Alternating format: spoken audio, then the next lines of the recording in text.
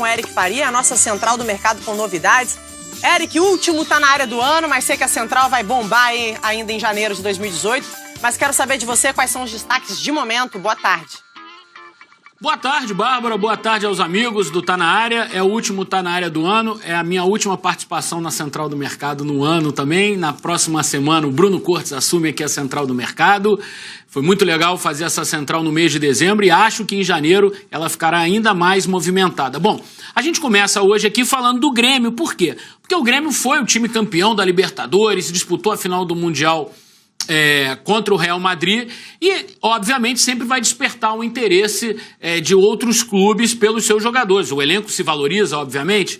Então, assim, a gente lembra que o Barrios não ficou no Grêmio, já saiu, o Grêmio vai precisar de um atacante. Como você falou no início do Tá Na Área, né? O Edilson é um jogador que está atraindo a atenção do Cruzeiro. O Cruzeiro teria oferecido o Rafael Sobis em troca, mas já foi negado. Mas no começo da semana passada, o Grêmio autorizou o Edilson a negociar bases salariais com o Cruzeiro. Isso não quer dizer que ele vá para o Cruzeiro. O Grêmio falou, você se acerta com o Cruzeiro, depois nós aqui no Grêmio nos acertamos com o Cruzeiro. Se der certo, ótimo, senão o Edilson permanece no Grêmio. Uma outra negociação que também chamou muito a atenção, o Arthur até vestiu a camisa do Barcelona, depois o clube espanhol pediu desculpas, né, para o Grêmio por ter acontecido isso, pela foto ter vazado, mas o fato é que o Arthur tem uma multa de 50 milhões de euros e o Grêmio tem direito a 60% desse valor. E o Grêmio já disse que não vai abrir mão desses 60% que representam 30 milhões de euros. Ou seja, no mínimo, para o Arthur sair do Grêmio, o Grêmio tem que receber 30 milhões de euros limpos. Então, não é uma negociação fácil, mas 30 milhões de euros também não é nenhum valor assim inalcançável para os gigantes europeus. Mas o Grêmio está se movimentando no mercado, contratou o Tassiano, que foi artilheiro do Boa Esporte na Série B, tem 22 anos, marcou 10 gols, é o reforço número 1 do Grêmio para 2018. Uma outra notícia aqui do Grêmio, olha só, o Fernandinho, que não conseguiu, não houve acerto na renovação de contrato, o Fernandinho vai para o futebol chinês e deve sair, provavelmente o Grêmio vai ter que procurar mais um atacante de lado de campo para repor a perda do Fernandinho, que foi super bem em 2017. E agora eu vou até Curitiba falar com a Gabriela Ribeiro, porque a gente tem notícias também da dupla Atletiba, do Paraná Clube, que volta à Série A. Ô, Gabriela, o Seedorf esquentou, esfriou, esquentou. Como é que tá nesse momento? E depois você já emenda com as notícias do Curitiba e do Paraná. Boa tarde, bem-vindo à Central. Boa tarde, Eric, para todo mundo que está ligado no Tá Na Área. Olha, o Seedorf é aquela coisa que só falta assinar. Tudo certinho, já está combinado com o Atlético Paranaense, mas ainda falta assinar na semana que vem, depois do Ano Novo. A história deve desenrolar, né? Mas vamos começar falando do Curitiba, que anunciou os primeiros reforços para a Série B do ano que vem. Quem volta para o Curitiba é o lateral direito César Benítez. Ele estava no Olímpia do Paraguai, jogou no Curitiba em 2016 e não renovou o contrato no início deste ano. Mas agora vai voltar a jogar, vestir a camisa do Curitiba. Inclusive, ele disse que o Wilson, o goleiro Wilson, fez uma forcinha para que ele voltasse. Então, o Benítez está de volta. O Curitiba também anunciou a contratação do meia Simeão, que estava jogando no Avaí. Agora vamos voltar a falar do Atlético Paranaense, já que a gente estava falando do Seedorf. O Atlético Paranaense está interessado em trazer o meia Rafael Veiga, que está vestindo a camisa do Palmeiras no momento. O Veiga foi formado nas categorias de base do Coritiba e no fim do ano passado ele foi vendido para o Palmeiras. Agora o Atlético quer trazer ele em um empréstimo até o fim desta temporada. Diz que é um sonho da diretoria, estão tentando aí trazer o Rafael Veiga de volta para Curitiba, mas agora para o rival, para o Atlético Paranaense. E falando do Paraná Clube, né, de volta à Série A depois de 10 anos, o Paraná está interessado no lateral direito alemão do Internacional. O lateral direito da última temporada, o Cristóvão, foi emprestado para o futebol coreano e agora o Paraná tenta negociar com o lateral direito alemão para que ele venha até o fim deste ano. O diretor de futebol do Paraná, o Rodrigo Pastana, falou para a gente hoje que o Paraná está interessado em renovar com alguns jogadores, tipo o Renatinho, o meia Renatinho, e até mesmo outros jogadores que foram importantes para essa campanha do acesso, né? Mas essa história toda deve vir só na semana que vem. Qual será que é o desejo da torcida do Paraná, Eric, para o próximo ano? Respondendo a pergunta aí do Tá Na Área, será que eles querem que o Renatinho fique para o próximo ano? Ah, certamente, né, Gabriela? O Renatinho foi super bem nessa campanha. Eu acho que o desejo maior do Paraná é conseguir uma permanência na Série A, se estabelecer como um time da Série A, né, e ficar de vez na principal competição do nosso futebol. Obrigado, Gabriela, pela tua participação. Bom ano novo para você.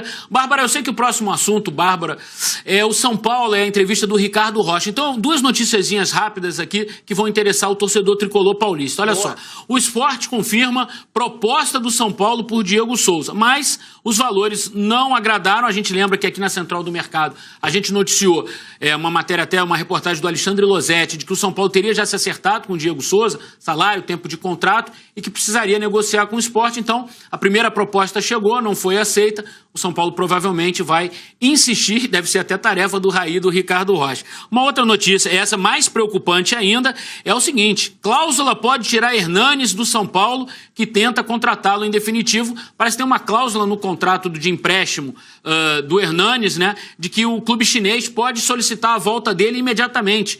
Então agora o São Paulo vai ter que trabalhar para pelo menos mantê-lo no primeiro semestre, para depois tentar uma negociação em definitivo e manter o Hernanes. O Hernanes não pode mais ir embora, não. Depois do que ele fez no segundo semestre no São Paulo, a torcida não vai deixar o Hernanes... Vai fechar o aeroporto, Bárbara. Vai deixar o Hernanes embora, não. Até eu ajudo a fechar esse aeroporto, pô. No segundo semestre, o artilheiro do São Paulo jogou um bolão, ajudou demais o São Paulo a permanecer na Série A e também a alcançar outros objetivos, né, no ano. Terminar bem mais tranquilo com o seu torcedor. Um jogador muito importante, né, tá aqui no futebol brasileiro. Olha só, Eric, o papo é daquele jeito que você já conhece, né? Qualquer coisa, aciona a sirene, fechou? Fechado. Beleza, tamo junto. Ó, antes da gente falar mais do São Paulo, que vai ser lá com a Fabiola Andrade, também em São Paulo, a gente vai fazer a perguntinha mais uma vez no Twitter, porque tem gente que chega meio atrasada, não tá na área. Tudo bem, eu compreendo, fim de ano não vou me estressar, não. Você pode fazer apenas um pedido pro seu time do coração pra 2018. Eu quero saber que pedido é esse, hashtag tá na área, @SportTV. Aí é brincadeira, tá? É um pedido só. Se vier assim, quero que meu time seja campeão, eu não vou ler, tô falando sério. Tem que ser uma parada maneira, uma parada legal e divertida pra gente mostrar aqui. Fechou? Fabiola Andrade, o clima é esse, né? Fim de ano, resenha, brincadeira. A gente pede tanta coisa pra 2018, além de agradecer o que aconteceu em 2017, que no futebol também, né? No futebol acho que assim, pô, se meu time fizer aquela goleada assim, logo no campeonato estadual, pra poder já começar o ano com moral, é uma boa.